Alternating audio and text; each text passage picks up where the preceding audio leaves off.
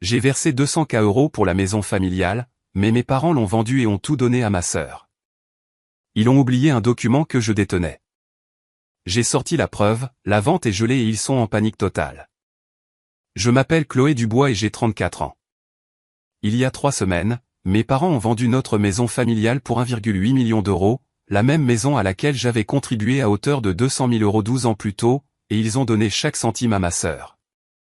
Quand j'ai demandé ma part, la réponse de ma mère a été simple. Réjouis-toi pour le nouveau départ de ta sœur. 200 000 €. Tout mon héritage de ma grand-mère, parti en fumée. Mais voici ce sur quoi ils n'avaient pas compté. J'ai conservé les documents. Un accord signé de 2012 me promettant 40% de la valeur de la maison lors de sa vente. Ils pensaient que c'était juste un papier de famille. Qui poursuit sa famille en justice, n'est-ce pas? 1 heure après avoir passé un seul coup de fil, l'agent immobilier m'a contacté. La vente est gelée. Vos parents ne le prennent pas bien. Pour comprendre pourquoi j'avais ce document et pourquoi mes parents avaient oublié que je l'avais, je dois vous ramener à l'été 2012, quand j'avais 22 ans et que je croyais encore que la famille ne se trahirait jamais. Ayant grandi à Lyon, j'ai toujours été la personne fiable. Ma sœur Amélie a 4 ans de plus que moi. C'est elle qui avait des difficultés à l'école, qui a changé de filière à l'université plusieurs fois et a abandonné 2 fois avant d'obtenir finalement un diplôme en communication qu'elle n'a jamais utilisé. Elle s'est mariée jeune, à 24 ans, avec un certain Stéphane qui travaillait dans la vente de voitures. 2 enfants ont suivi et, quelque part en chemin, Amélie est devenue celle qui avait besoin d'aide. Moi, j'ai été diplômé avec mention très bien en comptabilité.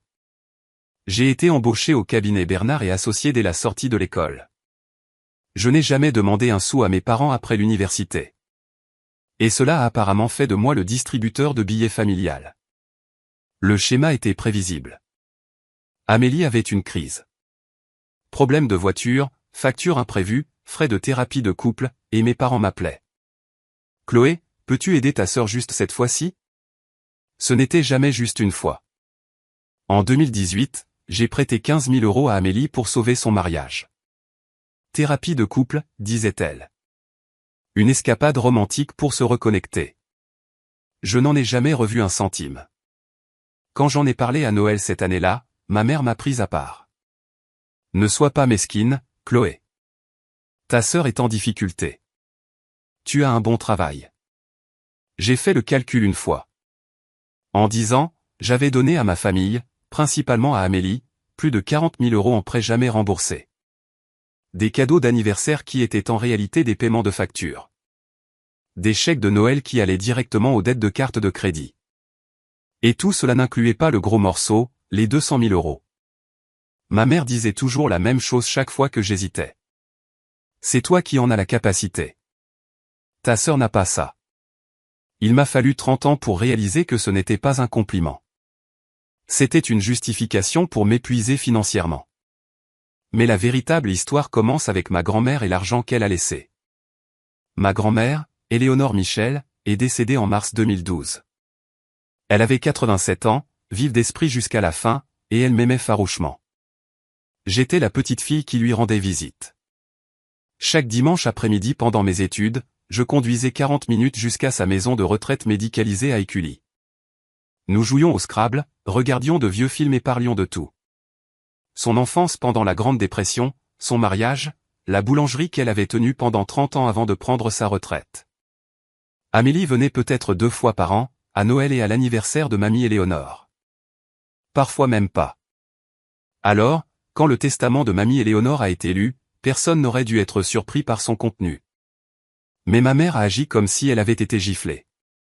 À ma petite fille, Chloé Anne Dubois, je lègue la somme de 200 000 € afin qu'elle puisse avoir une base financière solide pour son avenir. C'était tout. Clair, précis, intentionnel. Amélie a eu le service en porcelaine de grand-mère. Ma mère a eu les bijoux anciens. Mon père a eu l'horloge de grand-père qui était dans la famille depuis des générations. Mais l'argent liquide qui change la vie, mes revenus. Ma mère était furieuse. Pas contre mamie Éléonore, bien sûr, mais contre moi. Tu as dû la manipuler, a-t-elle dit lors de la réception funéraire, sa voix basse et venimeuse. Elle n'avait pas toute sa tête. Elle a toujours préféré Amélie. Ce n'était pas vrai. Mamie Éléonore aimait la petite fille qui venait la voir. Ce n'était pas compliqué. J'ai gardé une copie de ce testament, je l'ai toujours d'ailleurs, dans le même coffre-fort à la banque où je garde tous mes documents importants. Il stipule clairement l'intention de ma grand-mère, de l'argent pour ma fondation. 2 mois après avoir reçu cet héritage, ma mère m'a appelé avec une merveilleuse opportunité. J'aurais dû savoir tout de suite que quelque chose n'allait pas. Août 2012, j'avais 22 ans, fraîchement sorti de l'université et assise dans le salon de mes parents pendant que ma mère expliquait comment je pouvais investir dans l'avenir de la famille. Le discours était simple. La maison familiale, que mes parents avaient achetée en 1995, avait encore un crédit d'environ 120 000 euros. La maison valait environ 500 000 euros à l'époque. Si je contribuais à hauteur de 200 000 euros pour rembourser le prêt et faire quelques rénovations, je posséderais 40% de la valeur de la maison lors de sa vente éventuelle. Pense-y comme un investissement. Mon père a dit, l'immobilier prend toujours de la valeur.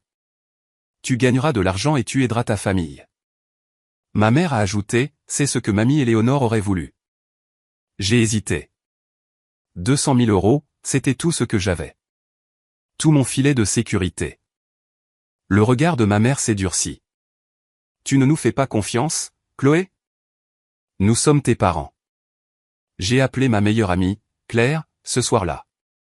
Nous étions proches depuis la première année à l'université Lyon 2, et elle était la seule personne en dehors de ma famille qui était au courant de l'héritage. Au moins, obtiens quelque chose par écrit, a dit Claire. N'importe quoi, une serviette en papier, quelque chose. J'ai donc demandé et mes parents ont ri.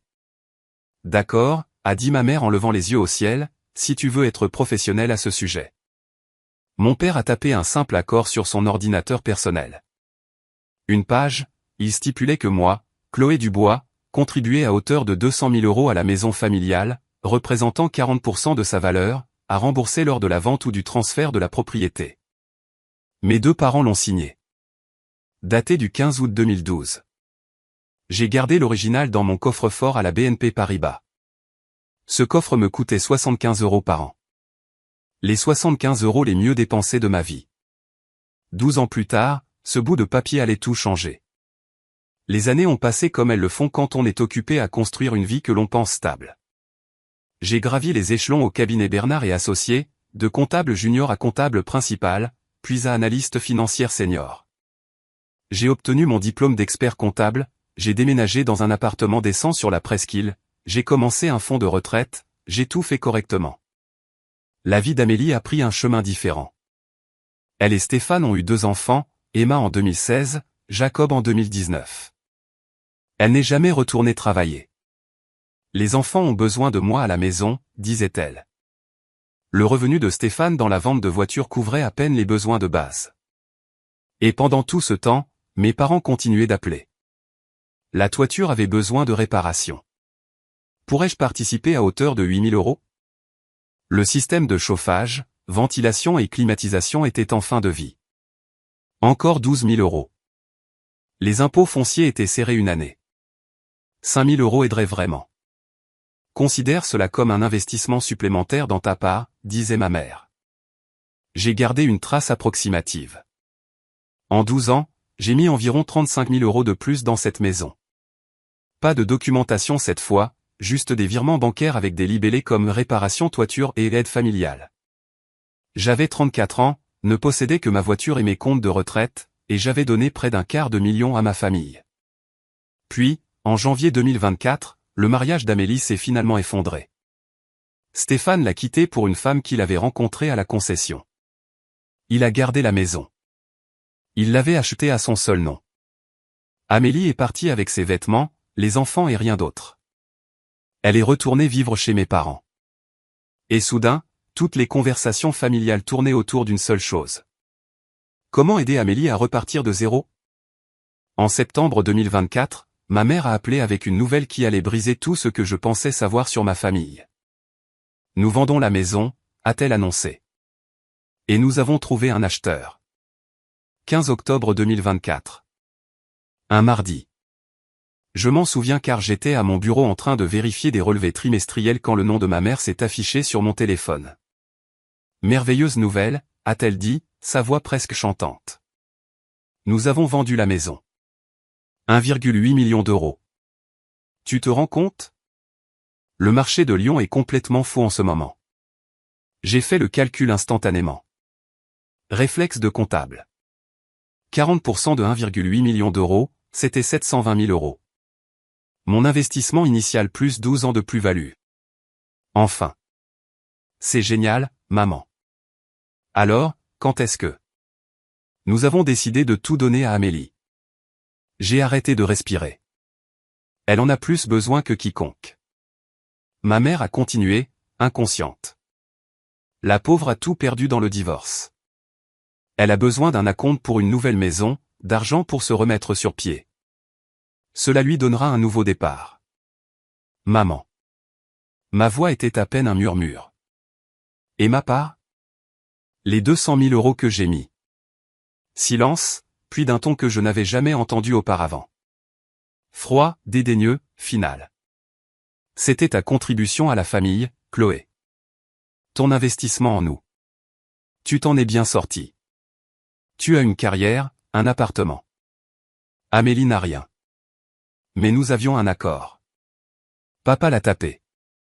Vous l'avez tous les deux signé. Ce n'était qu'un papier de famille. Elle a même ri. Personne ne va te tenir à ça. Nous sommes une famille, pas des partenaires commerciaux. J'ai serré mon téléphone si fort que ma main me faisait mal. Réjouis-toi pour ta sœur, a dit ma mère. Elle a une deuxième chance dans la vie. C'est ce qui compte. Elle a raccroché avant que je puisse répondre. Je suis resté assise à mon bureau pendant 10 minutes sans bouger. L'écran de mon ordinateur s'est mis en veille. Le bureau bourdonnait autour de moi. Et quelque chose en moi, quelque chose qui s'était plié et adapté pendant 34 ans, a finalement craqué. Je n'ai pas dormi cette nuit-là. Je suis resté au lit à repasser chaque moment. Chaque prêt jamais remboursé. Chaque fête où les difficultés d'Amélie étaient au centre de l'attention. Chaque fois que j'avais ravalé mes besoins parce que Chloé peut gérer. À 6 heures du matin, j'ai renoncé à dormir et j'ai appelé Claire. Quelle heure est-il? A-t-elle grogné. 6 heures. J'ai besoin de parler. 20 minutes plus tard, elle était complètement réveillée et furieuse en mon nom. Chloé, s'il te plaît, dis-moi que tu as gardé cet accord. Je l'avais gardé. Bien sûr que je l'avais. J'étais comptable. Je gardais tout. Alors tu as besoin d'un avocat, a dit Claire. Aujourd'hui. Pas demain. Aujourd'hui. C'est quand la signature? J'ai vérifié l'email que ma mère m'avait transféré des semaines auparavant, à l'époque où elle prétendait encore que je serais incluse dans la célébration. La signature était prévue pour le 20 octobre, dans 5 jours. Je ne sais pas si je peux faire ça, ai-je murmuré. C'est ma famille, Chloé. La voix de Claire était ferme. Quelle famille prend 200 000 euros à sa fille pour ensuite faire comme si de rien n'était? Quelle famille regarde l'héritage de ta grand-mère, de l'argent qu'elle t'a spécifiquement laissé, et décide que quelqu'un d'autre le mérite plus? Je n'avais pas de réponse. Si un étranger te faisait ça, a poursuivi Claire, tu appellerais la police. Pourquoi ta famille devrait-elle avoir un passe-droit? Elle avait raison. Je savais qu'elle avait raison. Je le savais probablement depuis des années. Je n'avais simplement pas voulu y faire face. Et si je les perds? Ai-je demandé. Et si ça détruit tout? Qu'est-ce que tu as en ce moment? A rétorqué Claire. Une famille qui te traite comme un distributeur de billets n'est pas une famille. C'est une banque avec des leçons de morale. Cet après-midi-là, j'ai pris rendez-vous avec un avocat spécialisé en droit immobilier nommé Maître Nathan Weber. Pour la première fois de ma vie, je me suis choisi. Le bureau de Maître Nathan Weber était au 14e étage d'un gratte-ciel du centre de Lyon, avec des baies vitrées donnant sur le Rhône. Il avait la quarantaine, les tempes grisonnantes, avec le genre de présence calme qui vient de décennies à voir les gens au pire d'eux-mêmes. Je lui ai remis 3 documents, l'accord de 2012 avec les signatures de mes parents, le relevé bancaire montrant mon virement de 200 000 euros, et une copie du testament de ma grand-mère. Il a tout lu en silence, 2 fois. Mademoiselle Dubois, a-t-il finalement dit en posant les papiers. Selon la loi française, cet accord est contraignant. J'ai expiré. Je n'avais pas réalisé que je retenais mon souffle. Le document est signé par les deux parties, a-t-il poursuivi. Il spécifie le montant contribué, le pourcentage de propriété et les conditions de remboursement. Ce n'est pas sophistiqué, mais c'est exécutoire. Ma mère a dit que c'était juste un papier de famille, ai-je dit. Que personne ne me tiendrait à ça. Nathan a presque souri. Les gens disent beaucoup de choses quand ils essaient d'éviter de payer 720 000 euros. Il m'a expliqué mes options. Je pouvais envoyer une lettre formelle exigeant ma part, mais cela donnerait à mes parents le temps de prendre un avocat, de contester potentiellement l'accord, de faire traîner les choses pendant des mois ou des années. Ou je pouvais attendre la signature, me présenter avec une représentation légale et faire valoir ma créance directement. La vente ne pourrait pas avoir lieu s'il y avait un litige de propriété légitime. Que recommanderiez-vous? Ai-je demandé. La signature est dans 3 jours, a dit Nathan. Si vous voulez de la certitude, vous vous présentez avec des documents qu'ils ne peuvent pas réfuter devant des témoins qui ont l'obligation légale de régler les litiges de propriété avant de finaliser toute transaction. J'ai pensé à la voix de ma mère au téléphone. Réjouis-toi pour ta sœur. J'y serai, ai-je dit. Que dois-je faire? Maître Nathan Weber a agi rapidement. À la fin de notre réunion le 17 octobre, il avait déjà rédigé une lettre à l'agence immobilière Belle-Rive, la société gérant la vente de mes parents, les informant d'un litige de propriété potentiel affectant le bien. Nous ne vous identifierons pas encore par votre nom, a-t-il expliqué. Juste qu'une réclamation existe. Cela les met en demeure légale. Ils seront tenus de le divulguer à toutes les parties avant la signature. J'ai imaginé mes parents recevant cette nouvelle, la confusion, la prise de conscience progressive. Que se passera-t-il quand ils découvriront que c'est moi? Ils essaieront de vous contacter. Probablement par l'intermédiaire de votre mère. Culpabilité, manipulation, tout ce qui a fonctionné auparavant. Les yeux de Nathan étaient stables. La question est de savoir si vous tiendrez bon. J'y ai réfléchi. 34 ans à plier, à être la responsable, avoir le don de ma grand-mère, son souhait explicite et documenté pour ma sécurité, être donné à quelqu'un d'autre parce que ma sœur en avait plus besoin. Je tiendrai bon, ai-je dit.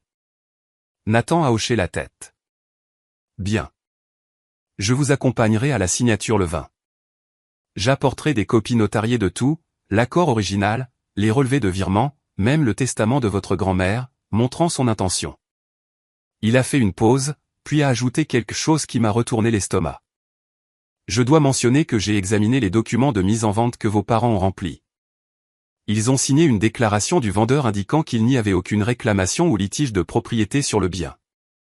Ce qui signifie soit qu'ils ont complètement oublié votre accord, soit qu'ils l'ont délibérément omis. Son expression était neutre, professionnelle. Quoi qu'il en soit, ils ont signé un document juridiquement contraignant qui n'était pas exact. Ce n'est pas bon pour eux. La signature était dans 3 jours. Ma famille ne savait pas que je venais. Ne savait pas que j'avais l'accord. Ne savait pas que leur vente à 1,8 million d'euros était sur le point de s'arrêter brutalement. Et honnêtement, j'étais terrifié. 17 octobre, 17h47. Mon téléphone a sonné. Maman. J'ai failli ne pas répondre, mais je devais savoir ce qu'il savait. Chloé, sa voix était enjouée, artificiellement. Je suis si contente de t'avoir. Nous organisons une petite fête après la signature. Une pendaison de crémaillère pour Amélie dans son nouvel appartement. Enfin, une fois qu'elle en aura trouvé un, tu viendras, n'est-ce pas? Une fête? Il prévoyait une fête. C'est quand? Ai-je demandé, gardant ma voix neutre. Le 21. Juste après que tous les papiers soient faits. Toute la famille sera là. Tante Lydie, oncle Robert, tout le monde. Nous sommes si excités pour le nouveau départ d'Amélie. J'ai fermé les yeux. J'essaierai de venir. Merveilleux. Oh, et Amélie veut te remercier personnellement. Elle sait que tu as toujours été là pour elle. Me remercier de la laisser prendre mon héritage. J'ai pensé, quelle générosité. Après avoir raccroché, je suis resté seul dans mon appartement et j'ai laissé la rage m'envahir. Ce n'était pas une colère chaude. C'était quelque chose de plus froid, de plus clarifiant. Le genre de colère qui vient quand on voit enfin une situation pour ce qu'elle est exactement. Ce soir-là, j'ai reçu un texto d'Amélie. Ah, merci de comprendre. Je sais que c'est beaucoup, mais tu as toujours été la plus forte.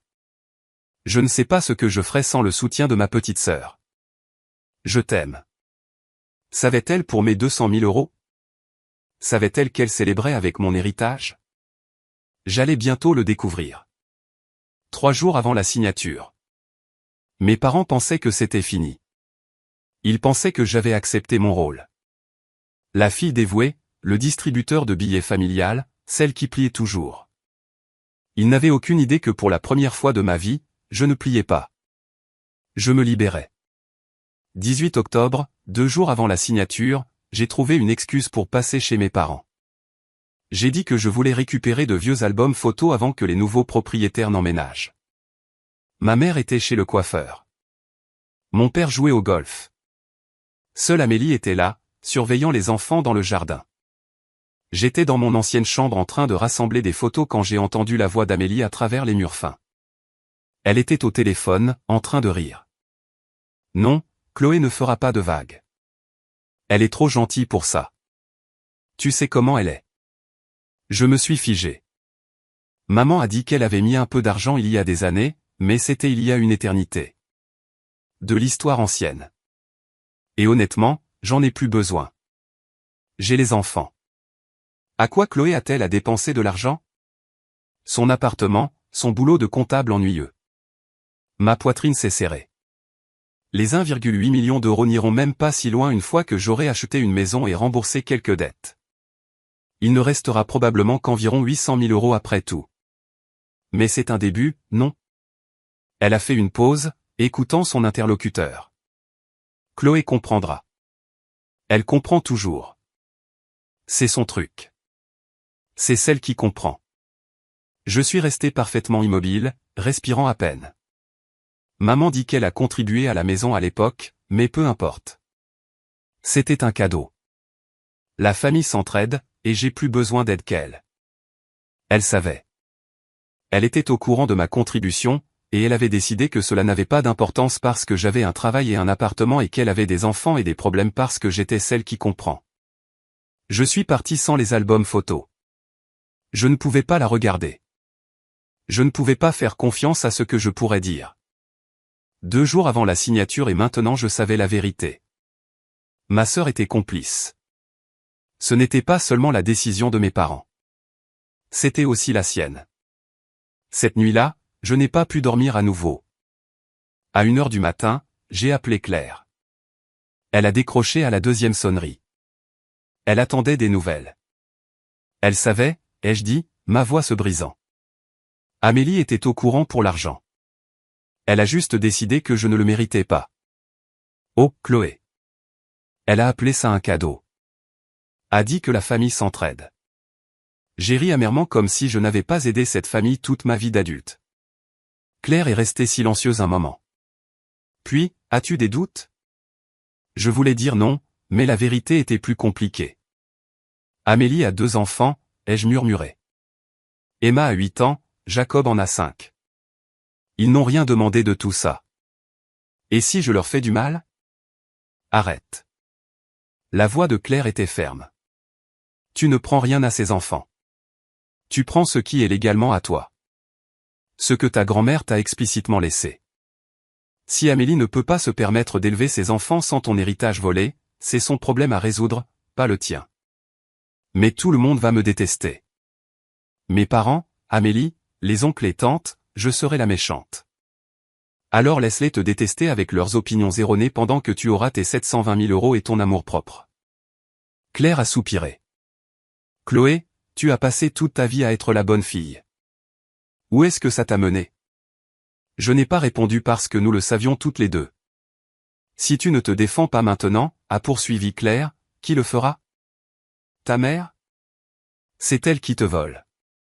Ton père? Il fait tout ce qu'elle dit. Amélie, elle est littéralement en train de célébrer avec ton argent. Elle avait raison. Je savais qu'elle avait raison.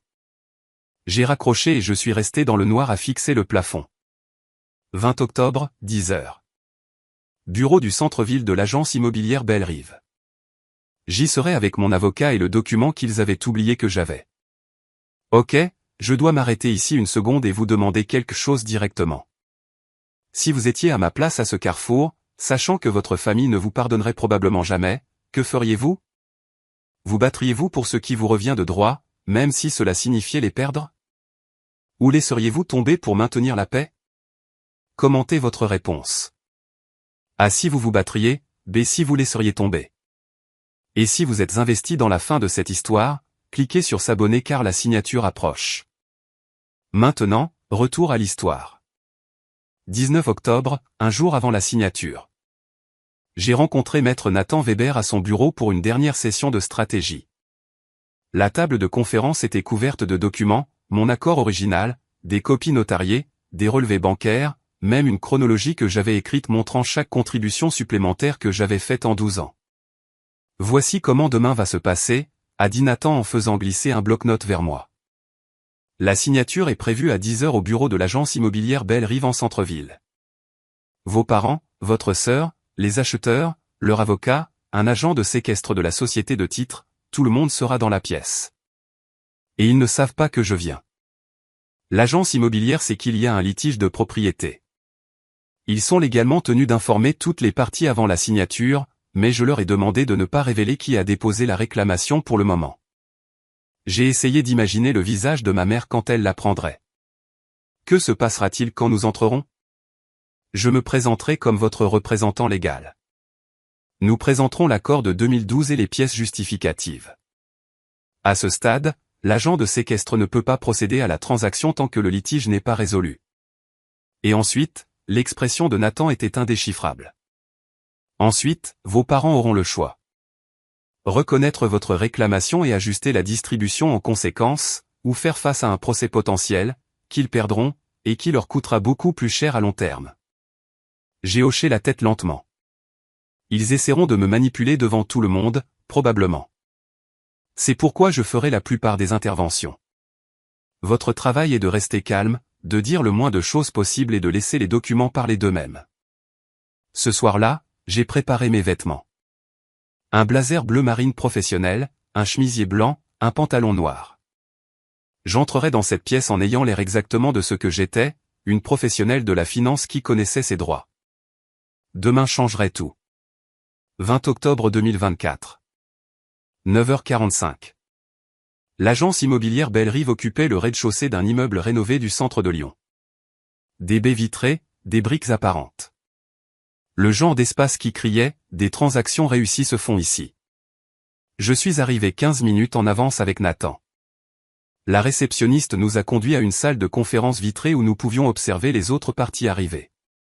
Mes parents sont arrivés les premiers. Ma mère portait un chemisier couleur crème et des perles, sa tenue de réunion importante.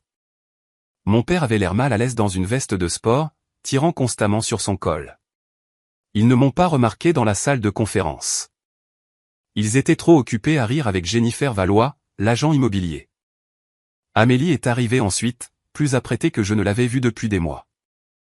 Maquillage complet, coiffée, portant une robe portefeuille et des talons. Elle parlait déjà des couleurs de peinture pour sa nouvelle cuisine. Puis les acheteurs, David et Lise Morin, un couple d'une soixantaine d'années cherchant à acheter plus petit. Leur avocate, une femme aux cheveux gris avec une mallette en cuir. Enfin, l'agent de séquestre de la société de titres, un jeune homme tenant un dossier épais de documents. Tout le monde a pris place. Amélie était assise entre nos parents, rayonnante. Elle a balayé la pièce du regard et m'a finalement remarqué. Chloé. Elle avait l'air confuse. Qu'est-ce que tu fais ici? La tête de ma mère s'est tournée brusquement vers moi. Pendant un instant, quelque chose a vacillé dans ses yeux. L'incertitude. La peur. Je suis venu soutenir la famille, ai-je dit d'un ton égal. Voici mon avocat, maître Nathan Weber. Nathan a hoché la tête poliment, mais n'a rien dit. Le front de mon père s'est plissé. Avocat? Pourquoi as-tu besoin d'un avocat? Jennifer Valois s'est raclé la gorge, remuant nerveusement des papiers. Eh bien, avant de commencer, il y a en fait quelque chose que nous devons aborder. La pièce est devenue très silencieuse. Le sourire de ma mère n'a pas faibli, mais ses yeux étaient devenus froids. Jennifer Valois avait l'air de préférer être n'importe où ailleurs. Nous avons reçu une notification il y a 2 jours d'un litige de propriété potentiel impliquant ce bien, a-t-elle dit, ses yeux évitant soigneusement ma mère. Nous sommes légalement obligés d'aborder de telles réclamations avant de pouvoir procéder à la transaction. Ma mère a ri, un son cassant et théâtral. Litige de propriété? C'est absurde. Cette maison nous appartient, à Richard et à moi. Elle est à nos noms depuis 30 ans. Maman, ma voix était stable. Tu sais exactement de quoi il s'agit. David Morin, l'acheteur, s'est agité inconfortablement. De quel genre de litige parlons-nous ici? Jennifer a ouvert la bouche, mais Nathan a parlé le premier. J'aimerais clarifier la situation. Il s'est levé, captant l'attention de la pièce. Ma cliente, Chloé Dubois, a contribué à hauteur de 200 000 € à ce bien en août 2012. En échange, on lui a promis 40% de la valeur de la maison lors de toute vente future. C'est ridicule. Ma mère a sèchement répliqué. Il n'y a pas. Si, il y en a un. Nathan a posé un document sur la table. Un accord écrit signé par Richard et Diane Dubois le 15 août 2012. J'ai l'original et des copies notariées pour toutes les personnes présentes. Il a fait glisser des copies sur la table. J'ai regardé mon père en prendre une, son visage se vidant de sa couleur. Il se souvenait. Bien sûr, il s'en souvenait. Il l'avait tapé lui-même. La copie de ma mère est restée intacte devant elle. En plus de l'accord, a poursuivi Nathan, nous avons des relevés bancaires confirmant un virement de 200 000 € du compte personnel de mademoiselle Dubois à monsieur et madame Dubois le 18 août 2012. Le moment et le montant correspondent exactement à l'accord. Lise Morin s'est tournée vers son mari. David, je ne pense pas que nous devrions. Personne ne signe quoi que ce soit tant que ce n'est pas résolu, a dit Jennifer rapidement. Nous ne pouvons pas conclure avec une réclamation de propriété non résolue. Ma mère m'a finalement regardé. La froideur dans ses yeux s'était transformée en quelque chose de plus sombre. Le silence s'était tiré comme un élastique sur le point de casser. Nathan est resté debout, sa voix calme et professionnelle. L'accord est clair. Mademoiselle Dubois a droit à 40% du prix de vente. Cela représente 720 000 €. La bouche d'Amélie s'est ouverte en grand. 720 000 €? Tu nous poursuis en justice? Je ne poursuis personne. J'ai croisé son regard. Je demande ce qui m'a été promis, ce qui m'est légalement dû. C'est insensé. Le sang-froid de ma mère a craqué. C'était de l'argent de famille. Tu aidais pour le prêt. Je faisais un investissement, ai-je corrigé. Et j'ai le document le prouvant avec ta signature. Et celle de papa. Mon père n'avait pas dit un mot. Il fixait l'accord, le visage livide. Diane, je m'en souviens. Je l'ai tapé moi-même. Richard, ne. Elle avait raison de le demander par écrit, a-t-il poursuivi, presque pour lui-même. Je trouvais ça idiot à l'époque, mais elle avait raison. Jennifer Valois est intervenue, son ton soigneusement neutre. Monsieur et madame Dubois, c'est la première fois que je vois ce document. Il n'a pas été divulgué dans votre dossier de vendeur. Parce que ça n'a pas d'importance, la voix de ma mère s'est élevée. C'était juste quelque chose que nous avons fait pour la tranquillité d'esprit de Chloé. Personne ne prend ces choses de famille au sérieux. Les sourcils de Nathan se sont légèrement levés. Les tribunaux français, si, madame Dubois. Ce document remplit toutes les conditions légales pour être un contrat exécutoire. Votre fille a une réclamation de propriété légitime. David Morin s'est reculé de la table. Jennifer, nous ne sommes pas à l'aise pour continuer tant que ce n'est pas réglé. C'est exactement le genre de choses qui nous inquiétait. Je comprends tout à fait, a dit Jennifer. Nous devrons suspendre la signature jusqu'à ce que le litige soit résolu. Suspendre. Pas annuler, mais presque. J'ai regardé le visage de ma mère passer par une série d'émotions. Choc, fureur, incrédulité, et sous tout cela, quelque chose que je n'avais jamais vu auparavant. La peur. Ma mère n'avait pas fini. Tu fais ça pour de l'argent? Elle s'est penchée sur la table, sa voix se brisant. Ta propre famille, les gens qui t'ont élevé, qui ont tout sacrifié pour toi, et tu nous traites comme des étrangers. Vous avez traité mes 200 000 euros comme s'ils n'existaient pas, ai-je répondu. Vous avez décidé de tout donner à Amélie sans même me dire que la maison était à vendre. Parce que tu n'en as pas besoin. Regarde-toi. Tu as une carrière, un appartement, une vie. Amélie n'a rien. Amélie a 2 parents qui ont satisfait à tous ses besoins pendant 38 ans. Ma voix était stable même si mon cœur battait la chamade. J'ai un document prouvant qu'on me doit 720 000 euros. Ce sont des manières différentes d'avoir. Amélie a fondu en larmes. Comment peux-tu me faire ça? À mes enfants?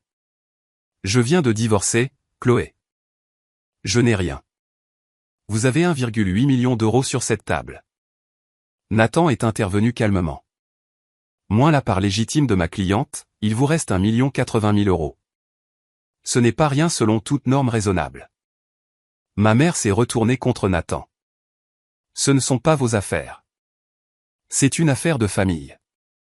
C'est devenu mon affaire quand votre fille m'a engagé pour protéger ses intérêts légaux. Le ton de Nathan n'a jamais faibli. Des intérêts que vous avez clairement tenté de contourner. David Morin s'est levé. Nous ne signons pas aujourd'hui. Jennifer, appelez-nous quand ce sera résolu. Lui et sa femme sont partis sans un autre mot. Leur avocate a suivi, s'arrêtant à la porte. Vous auriez dû divulguer cela, monsieur et madame Dubois. Vous pourriez être exposé au-delà de cette simple vente. Ma mère s'est tournée vers moi, les yeux humides de larmes qui pouvaient être réelles ou de la comédie. Tu as tout gâché. J'espère que tu es heureuse. Je ne suis pas heureuse, ai-je dit doucement. Mais je ne me fais plus voler non plus. La salle de conférence se vidait. Les acheteurs étaient partis. L'agent de séquestre rangeait ses documents intacts. Mais ma famille est restée, m'encerclant comme si j'avais commis un crime. Amélie m'a attrapé le bras. Sais-tu ce que tu as fait? Mes enfants ont besoin de cet argent. Ta nièce et ton neveu. Tu ne te soucies pas d'eux du tout? J'ai dégagé mon bras. Emma et Jacob méritent un avenir stable, mais ils ne devraient pas être construits sur de l'argent volé à leur tante. Volé? La voix d'Amélie est devenue stridente.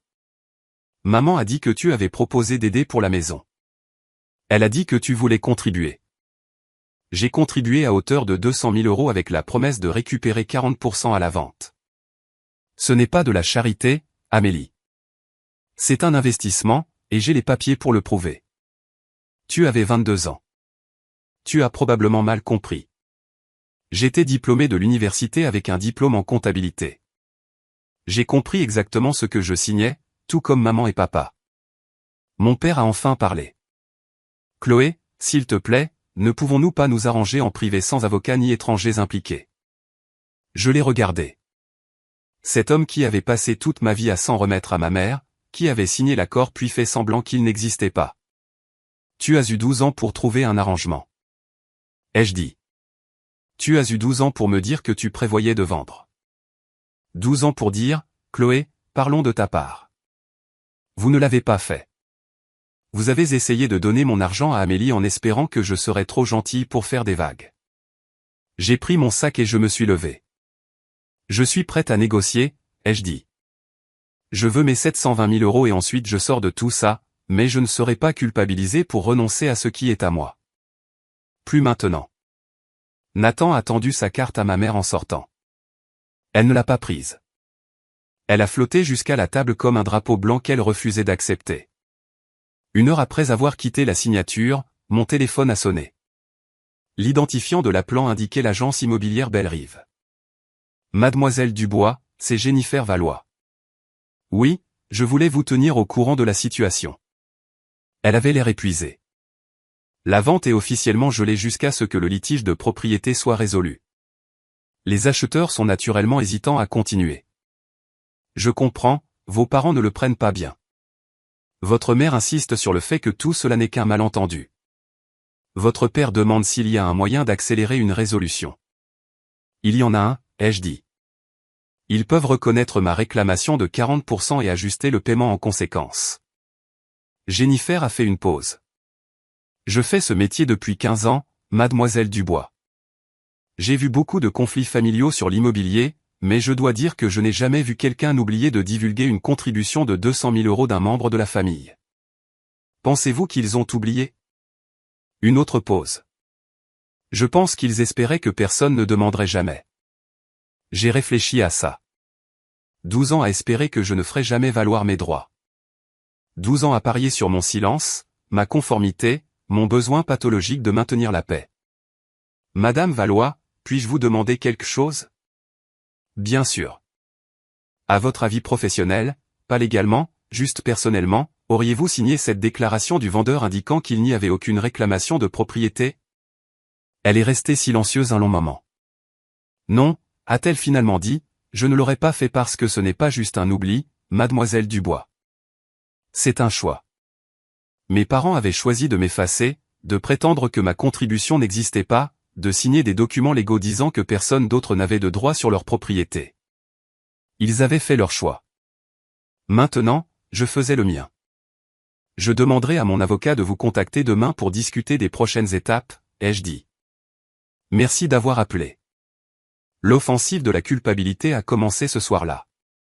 Ma mère a appelé à 18h47. Sa voix était passée de la fureur froide de la salle de conférence à quelque chose de plus doux, blessé, maternel, le cœur brisé. Chloé, elle a soupiré mon nom. Je n'arrive pas à croire que nous en soyons arrivés là. Moi non plus. Je t'ai mieux élevé que ça. Je t'ai appris que la famille passe avant tout, que nous nous soutenons les uns les autres. Sa voix s'est brisée avec article. Et maintenant, tu nous traites comme des criminels. Je vous traite comme des gens qui ont signé un contrat et qui ont ensuite fait semblant qu'il n'existait pas. Ce contrat était une formalité. Nous n'avons jamais eu l'intention. Alors pourquoi l'avez-vous signé? Silence. Vous aviez le choix, maman. Quand vous avez décidé de vendre, vous auriez pu m'appeler. Vous auriez pu dire, Chloé, tu te souviens de cet accord? Parlons de la manière de l'honorer. Au lieu de ça, vous avez essayé de tout donner à Amélie en espérant que je ne m'en apercevrais pas. Ta sœur en a plus besoin. Ce n'est pas à toi de décider. Pas avec mon argent. Son ton a changé à nouveau, plus dur maintenant, menaçant. Si tu vas jusqu'au bout, je le dirai à tout le monde. Toute la famille saura quel genre de fille tu es vraiment. Une avide, égoïste. Dites-le leur. Je l'ai interrompu et je leur montrerai le document avec votre signature datée de 2012. J'expliquerai que vous avez pris 200 000 € à votre propre fille pour ensuite essayer de les donner à votre autre fille parce qu'elle en avait plus besoin. Pour la première fois de ma vie, ma mère n'a eu aucune réponse. Je ne suis pas la méchante dans cette histoire, maman. Je suis celle qui a des preuves. Le cœur de ton père, a-t-elle finalement dit. Il a un problème de santé. Le stress pourrait. La santé de papa est la responsabilité de papa. La mienne est de me protéger contre le vol. J'ai raccroché avant qu'elle puisse dire autre chose. Mes mains tremblaient, mais je n'ai pas rappelé. Ok, je sais que c'était intense. Je suis encore en train de le digérer moi-même. Honnêtement, c'est la partie où j'ai le plus besoin de votre soutien. Si vous ressentez cela avec moi, si une famille a déjà essayé de vous culpabiliser pour que vous renonciez à quelque chose qui vous revenait de droit, cliquez sur le bouton like. C'est comme ça que je sais que vous êtes toujours avec moi. Et si vous avez une histoire comme celle-ci, racontez-la dans les commentaires. Vous n'êtes pas seul. Maintenant, retour à ce qui s'est passé ensuite. Je ne m'attendais pas à ce qu'Amélie appelle ce soir-là. Il était presque 22 heures quand son nom est apparu sur mon écran. J'ai hésité, puis j'ai répondu. Chloé? Sa voix était différente, fatiguée, vidée des larmes théâtrales de tout à l'heure. On peut parler? Juste nous deux? On parle. Maman perd la tête. Elle est au téléphone avec tante Lydie depuis 1 heure, inventant une histoire sur la façon dont tu nous as tendu une embuscade. Amélie a ri amèrement. Je ne pense pas que Lydie la croie. Je n'ai rien dit. J'ai besoin de te demander quelque chose, a poursuivi Amélie. Et j'ai besoin que tu sois honnête. D'accord. As-tu vraiment mis 200 000 €, genre ton propre argent, en 2012? J'ai senti quelque chose se serrer dans ma poitrine. Tu sais que oui. Tu l'as dit toi-même au téléphone hier à la maison. Silence. Alors tu as entendu ça. J'ai entendu assez. Chloé, Elle s'est interrompue. Maman m'a dit que tu avais aidé un peu à l'époque. Elle n'a jamais dit combien. Je jure que je ne savais pas que c'était 200 000 euros. Pas avant aujourd'hui. Je voulais la croire, mais les mots que j'avais entendus à travers ce mur, Chloé comprendra. Elle comprend toujours, continuait de raisonner. Tu savais qu'il y avait quelque chose, ai-je dit. Tu n'as simplement pas demandé combien parce que tu ne voulais pas savoir. Le silence s'est étiré entre nous. Peut-être que tu as raison, a finalement admis Amélie. Peut-être que je ne voulais pas savoir parce que si je savais, je devrais y penser, et c'était plus facile de ne pas le faire. Ce n'est pas mon problème à résoudre, Amélie. Je sais. Sa voix s'est brisée. Je sais que j'ai été l'enfant à problème. Celui que tout le monde devait sauver. Je sais que tu m'en veux depuis des années. Je ne t'en voulais pas. J'en voulais d'être invisible pendant que tu avais tout. C'est juste, a-t-elle murmuré. C'est vraiment juste. 22 octobre, 2 jours après la signature ratée, Maître Nathan Weber a appelé avec une mise à jour. Les acheteurs, David et Lise Morin, avaient officiellement lancé un ultimatum, résoudre le litige de propriété dans les 7 jours, où ils retireraient leur offre et exigeraient le remboursement de leur dépôt de garantie de 90 000 euros. S'ils se retirent, a expliqué Nathan, vos parents font face à 2 problèmes. Premièrement, ils perdent un acheteur garanti sur un marché qui se refroidit déjà. Deuxièmement, ils pourraient être exposés à des poursuites pour fausses déclarations sur la déclaration du vendeur. Fausse déclaration. Ils ont signé un document indiquant qu'il n'y avait aucune réclamation de propriété sur le bien. Ce n'était pas exact. L'avocat des Morin a déjà envoyé une lettre suggérant qu'il pourrait demander des dommages et intérêts. J'ai analysé cela. Mes parents s'étaient mis dans une impasse, et je n'avais même rien fait d'autre que de me présenter avec la vérité. Que pensez-vous qu'ils feront? Ai-je demandé. Je pense qu'ils réaliseront qu'ils n'ont aucun moyen de pression.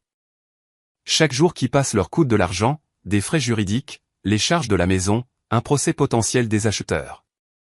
Pendant ce temps, vous pouvez attendre indéfiniment. L'accord n'expire pas. Cet après-midi-là, j'ai appris que ma mère avait engagé son propre avocat, un avocat de la famille nommé Maître Douglas Petit, qui, selon Nathan, lui avait immédiatement conseillé que contester ma réclamation serait coûteux, long et presque certainement infructueux. Ses mots exacts, apparemment, étaient « Madame Dubois, votre fille a des documents que n'importe quel juge en France reconnaîtra comme valides. Mon conseil professionnel est de négocier. » J'ai failli rire. Après 34 ans où ma mère avait contrôlé chaque récit, elle avait enfin rencontré une situation où sa version des faits n'avait pas d'importance. Les faits étaient les faits.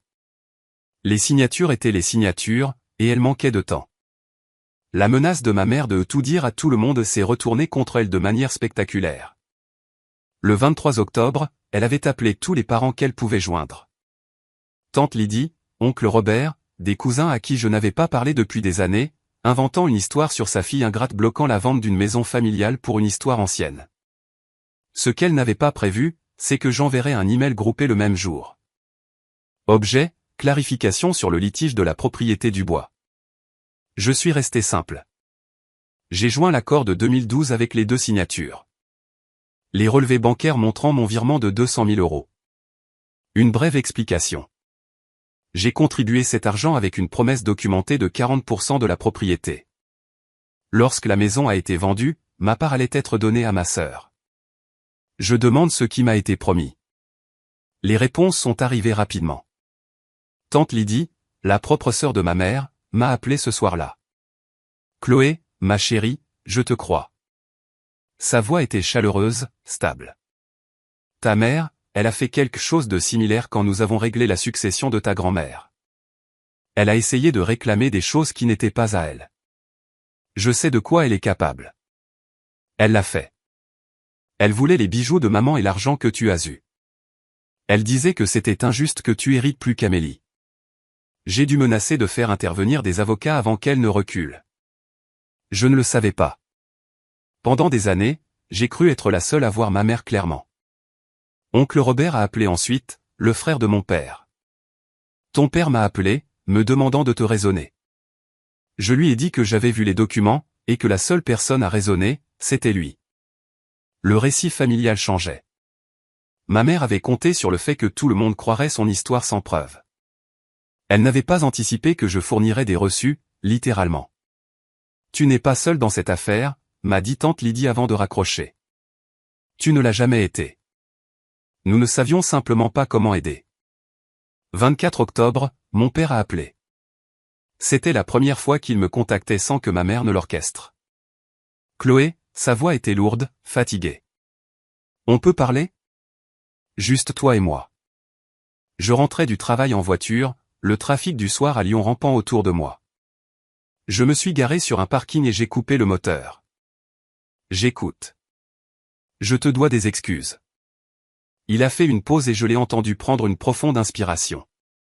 Je te dois beaucoup d'excuses, mais celle-ci en particulier. J'ai attendu. J'ai signé ce papier en 2012. Je l'ai tapé moi-même. Je me souviens de l'avoir fait. Sa voix s'est brisée. Et puis j'ai laissé ta mère me convaincre que ça n'avait pas d'importance, que tu suivrais le mouvement. Pourquoi, papa ? La question que je retenais depuis des mois s'est finalement échappée. Pourquoi l'as-tu laissé faire ça ? Parce que je suis un lâche, Chloé. L'aveu a flotté entre nous. Ta mère est. Elle est beaucoup de choses. Elle a des opinions bien arrêtées. Et quelque part en chemin, j'ai appris qu'il était plus facile d'être d'accord avec elle que de se battre, même quand elle avait tort. Même quand je savais qu'elle avait tort. Ce n'est pas un lâche, papa. C'est un collaborateur. Il a émis un son qui aurait pu être un sanglot. Tu as raison. Tu as absolument raison. J'ai passé 35 ans de mariage à prendre le chemin le plus facile, et mes filles en ont payé le prix. Qu'est-ce que tu veux dire ? Je veux dire que je vais m'assurer que tu aies ton argent. Je ne sais pas encore comment. Ta mère se bat toujours. Mais je ne laisserai pas ça se terminer avec toi n'ayant rien. Pas encore. J'ai besoin de plus que des promesses, papa. Je sais. Sa voix s'est raffermie. Pour une fois dans ma vie, je vais faire ce qui est juste, même si ça me coûte. Je voulais le croire. Je ne savais simplement pas si je le pouvais. 26 octobre, bureau de Nathan. La salle de conférence semblait différente de celle de la signature de mes parents. Plus petite, plus intime, et en quelque sorte plus finale. Mes parents étaient assis en face de moi avec leur avocat, maître Douglas Petit. Amélie n'était pas là. J'avais demandé qu'elle soit exclue. C'était entre moi et les personnes qui avaient signé ce document. Douglas a parlé le premier. Mes clients m'ont autorisé à proposer un accord. Ils transféreront 720 000 € à Mademoiselle Dubois provenant du produit de la vente, représentant sa part de 40% comme spécifié dans l'accord de 2012. J'ai regardé ma mère. Son visage était un masque, sans émotion, contrôlé. Quelle que soit la bataille interne qu'elle avait menée, c'était terminé. En échange, a poursuivi Douglas, Mademoiselle Dubois signera une décharge renonçant à toute réclamation future contre la propriété ou le produit restant. Nathan m'a jeté un coup d'œil. Nous avions discuté de cette possibilité. Ma cliente accepte, a dit Nathan. Nous préparons la décharge dans les 24 heures. Les 720 000 € devront être transférés dans les 3 jours ouvrables suivant la conclusion de la vente. Mon père a hoché la tête. Ma mère n'a pas bougé. Il y a une autre chose, ai-je dit. Tout le monde m'a regardé. Je veux que vous reconnaissiez tous les deux, ici, devant nos avocats, que cet argent a toujours été le mien, que l'accord était valide, que ce que vous avez essayé de faire était mal. La mâchoire de ma mère s'est crispée. Chloé, j'ai besoin de l'entendre. Le silence s'est étiré. Mon père a parlé le premier. Tu as raison. C'était à toi. Nous avons eu tort d'essayer de le prendre. Ma mère fixait la table. Pendant un long moment, j'ai cru qu'elle ne dirait rien du tout. D'accord, a-t-elle finalement dit. C'était à toi. Avons-nous terminé ? Ce n'étaient pas les excuses que je méritais, mais c'était plus que ce que j'avais jamais eu auparavant. Nous avons terminé, ai-je dit. Et pour la première fois en 12 ans, je l'ai cru. Après la fin de la réunion, ma mère m'a rattrapé dans le couloir. Heureuse maintenant? Sa voix était basse, amère. Tu as eu ton argent. Tu nous as humiliés devant tout le monde. Tu as gagné. J'ai arrêté de marcher mais je ne me suis pas retourné. Il ne s'agissait jamais de gagner, maman. Vraiment? Parce qu'on dirait que tu comptais les points tout ce temps, attendant le moment parfait pour encaisser. Maintenant, je me suis retourné. J'ai gardé un document. C'est tout. Un document que toi et papa avez signé, me promettant quelque chose. Pendant 12 ans, je ne l'ai jamais mentionné. Je n'ai jamais demandé d'intérêt. Je ne me suis jamais plainte de l'argent supplémentaire que j'ai mis pour les réparations et les impôts. J'ai simplement fait confiance qu'au moment venu, vous feriez ce qui est juste. Et je ne l'ai pas fait. Sa voix a vacillé. Je sais. Tu n'as pas besoin de continuer à le dire. Je n'essaie pas de te blesser, maman. J'essaie d'expliquer pourquoi j'ai dû faire ça. J'ai pris une profonde inspiration. Pendant 34 ans, j'ai été la fille qui donne, qui ne se plaint pas, qui facilite tout pour tout le monde. Et où est-ce que ça m'a mené? Elle n'a pas répondu. Je ne veux pas te détester, ai-je poursuivi. Je ne veux pas te perdre, mais je ne peux plus être ton distributeur de billets. Je ne peux pas être celle qui sacrifie tout pendant qu'Amélie prend tout. Si nous voulons avoir une quelconque relation à l'avenir, elle doit être différente. Différente comment? Égale. Avec des limites. Je serai toujours ta fille, mais je ne serai pas ton plan de secours. Les yeux de ma mère étaient humides. De vraies larmes cette fois, je pense. Je ne sais pas comment faire ça, a-t-elle murmuré. Je ne sais pas comment être ce que tu demandes. Alors peut-être qu'il est temps d'apprendre, ai-je dit. Moi, je l'ai fait. Je suis parti avant qu'elle puisse répondre. 28 octobre, la signature a finalement eu lieu. Je n'étais pas là. Je n'avais pas besoin d'y être. Nathan représentait mes intérêts et à 11h47, j'ai reçu une confirmation par email. Tous les documents signés. Vente conclue. Produits distribués. 31 octobre. 3 jours plus tard. J'étais à mon bureau au cabinet Bernard et Associés quand mon téléphone a vibré avec une notification bancaire. Dépôt 720 000 €. J'ai regardé le nombre pendant un long moment. 720 000 €. Le don de ma grand-mère enfin honoré. Mon investissement enfin retourné. Ma valeur enfin reconnue. J'ai appelé Claire. C'est fait. Ai-je dit. Comment te sens-tu? J'y ai réfléchi. Pas aussi heureuse que je l'espérais. Pas triomphante. Juste soulagée, comme si un poids que je ne savais pas que je portais avait enfin été levé. C'est ça, le sentiment de tourner la page. A dit Claire. Ce ne sont pas des feux d'artifice. C'est juste silencieux. Ce soir-là, j'ai pris une décision. J'utiliserai une partie de l'argent, 50 000 €, pour créer un petit fonds de bourse au nom de ma grand-mère, la Fondation Éléonore Michel pour les femmes de première génération à l'université. Cela aiderait des jeunes femmes comme moi, celles qui travaillent dur, suivent les règles et sont parfois négligées. Après tout, mamie Éléonore m'a laissé cet argent pour que j'aie une base. Maintenant, je pouvais transmettre ce don. J'ai appelé la Fondation de France le lendemain matin pour lancer le processus. La femme au téléphone m'a demandé pourquoi je voulais créer ce fonds. Ma grand-mère a cru en moi quand personne d'autre ne le faisait. Ai-je dit. Elle voulait que j'aie un départ solide. Maintenant, je veux donner ça à quelqu'un d'autre. C'est magnifique, mademoiselle Dubois. Peut-être que ça l'était, ou peut-être que c'était simplement la bonne chose à faire. Quoi qu'il en soit, j'avais l'impression que c'était quelque chose que mamie Éléonore aurait approuvé. Janvier 2025, 3 mois après la signature, ma vie était différente, pas de manière spectaculaire, mais significative. Je travaillais toujours au cabinet Bernard et Associés, mais j'avais enfin demandé l'augmentation que je méritais depuis 2 ans. Ils m'ont donné 15% plus une prime pour le travail de fidélisation de la clientèle que j'avais fait le trimestre dernier. Il s'est avéré que lorsqu'on arrête d'accepter moins que ce que l'on vaut dans un domaine de sa vie, on arrête de l'accepter partout.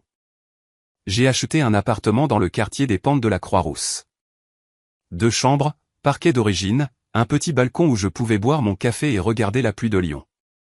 C'était à moi, mon nom sur l'acte de propriété, mon espace, mon avenir.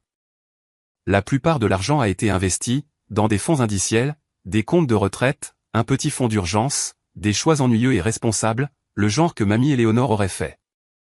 J'ai commencé à voir une thérapeute, le docteur Rachel Bernard, spécialisée en dynamique familiale et en établissement de limites. Nos séances étaient difficiles, creusant dans 34 ans de complaisance, de me faire petite, de croire que l'amour signifiait le sacrifice. Le plus dur, lui ai-je dit lors de notre 3e séance, c'est d'accepter que ma famille n'avait pas tort par accident. Ils savaient ce qu'ils faisaient. Ils espéraient juste que je serais trop gentil pour les arrêter. Et comment vous sentez-vous par rapport à ça?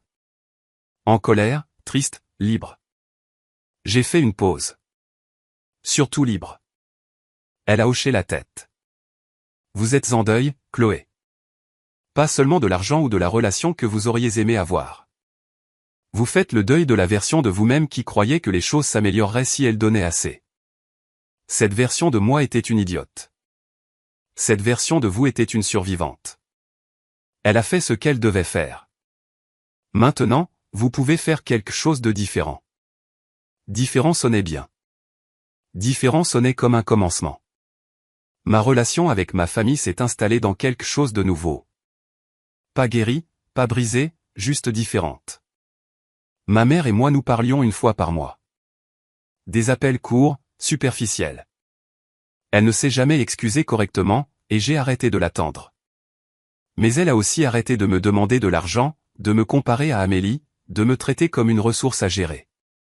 C'était peut-être le mieux que je pouvais espérer. J'apprenais à l'accepter. Mon père a fait plus d'efforts. Il m'a envoyé une vraie lettre, manuscrite, de 2 pages, s'excusant pour chaque fois qu'il était resté silencieux alors qu'il aurait dû parler. Ce n'était pas éloquent, mais c'était honnête. Nous avons dîné ensemble une fois, juste nous deux. Et il m'a dit qu'il était fier de moi. J'aurais dû le dire plus souvent, a-t-il admis devant un café. J'aurais dû le dire tous les jours.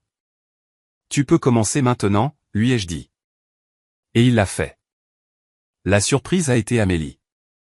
En décembre, elle m'a envoyé un texto. J'ai trouvé un travail à temps partiel dans un cabinet dentaire. Premier vrai travail en 8 ans. Je voulais que tu le saches. J'ai répondu. C'est super, Amélie. Je le pense vraiment. Une semaine plus tard, elle en a envoyé un autre. J'ai acheté une maison, plus petite que ce que je voulais, mais c'est la mienne. J'ai utilisé mon argent. Mon argent. Est-ce stupide d'en être fier? Ce n'est pas stupide du tout. Elle m'a appelé la veille de Noël. Nous avons parlé pendant 1 heure. Vraiment parlé pour la première fois depuis des années, des enfants, de son nouveau travail, de la difficulté de reconstruire une vie à partir de rien. Je crois que j'étais jalouse de toi, a-t-elle admis. Tu avais toujours tout sous contrôle. Je détestais ça. Je n'avais pas tout sous contrôle. J'étais juste meilleur pour le cacher. Peut-être qu'on se ressemble plus que je ne le pensais.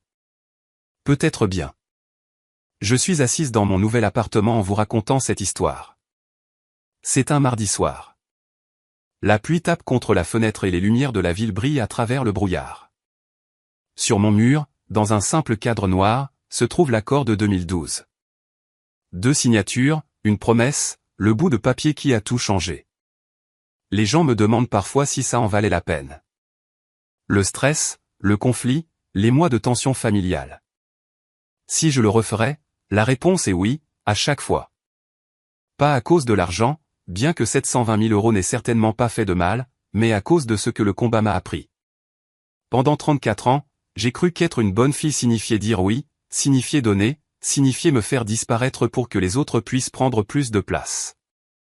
Je pensais que si j'étais assez patiente, assez gentille, assez compréhensive, ma famille finirait par me voir, me valoriser, me choisir.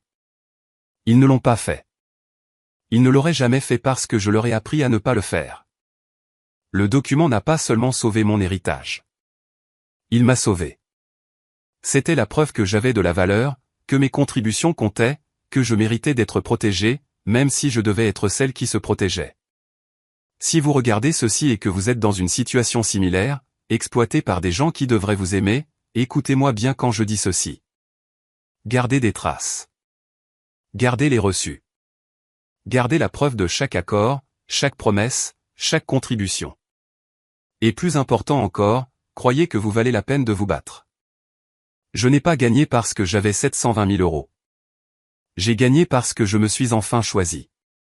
C'est le véritable héritage que ma grand-mère m'a laissé. Pas seulement l'argent, mais la connaissance que je mérite de prendre de la place, d'avoir des limites, d'être vu. Et personne, même pas la famille, n'a le droit de me l'enlever. D'un point de vue psychologique, l'histoire de Chloé reflète une dynamique avec laquelle de nombreuses familles luttent. Le bouc émissaire contre l'enfant chéri. Lorsqu'un enfant est censé porter des fardeaux tandis qu'un autre est protégé des conséquences, les deux souffrent, mais différemment. L'enfant responsable apprend que l'amour est conditionnel à la performance. L'enfant protégé ne développe jamais de résilience. 3 leçons à en tirer. Premièrement, aimer quelqu'un ne signifie pas le laisser vous exploiter. Les limites ne sont pas des murs. Ce sont des portes que vous contrôlez. Deuxièmement, la documentation n'est pas de la méfiance. C'est de la clarté. Même avec la famille, surtout avec la famille, mettez les accords importants par écrit.